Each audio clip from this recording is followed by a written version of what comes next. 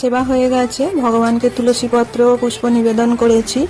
এখন বর্ষাকাল, সেজন্য গাছে ফুলও কম, আর কিনতে গেলেও ফুল কম। আর আমরা তিনজনে পুষ্প নিবেদন করি, তুলসীপত্র নিবেদন করি, তো সেই জন্য তিনজনকে ওই যতটা ফুল হয় ওর মধ্যেই মানিয়ে নিতে হয়।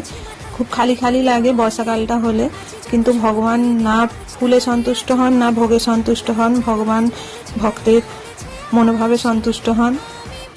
ভগবানকে স্নান করানোর জন্য থালায় এই দেখো এইভাবে নিয়ে নিয়েছি, আর ওই একটু নিয়েছি গোপী চন্দন আর অল্প একটু লেবু আমি সবসময় দিই না, যেহেতু ভগবানের অনেক দিন স্নান করানো হয়নি, সেই জন্য একটু কালো হয়ে গিয়েছিল, আমি সেই জন্য একটু লেবু দিয়েছি। আর কত সুন্দর চকচক করছে দেখো চন্দন দিতে, চন্দন আর লেবু দিতে। এবার ভগবানের স্নান করিয়ে দিচ্ছি, তারপরে ভগবানকে ভোগ নিবেদন করব, রান্না করে ভোগ নিবেদন করব। কত সুন্দর লাগছে আমার মা লক্ষ্মীকে। বলেছিলাম সকালবেলা যে স্নান দর্শন করাবো, আর এই আমি একটা ভালো ব্রাশ ভগবানের জন্য রেখে দিয়েছি, এইভাবে এগুলো পরিষ্কার করার জন্য। এগুলোতে এমনি কিছু দিয়ে হয় না,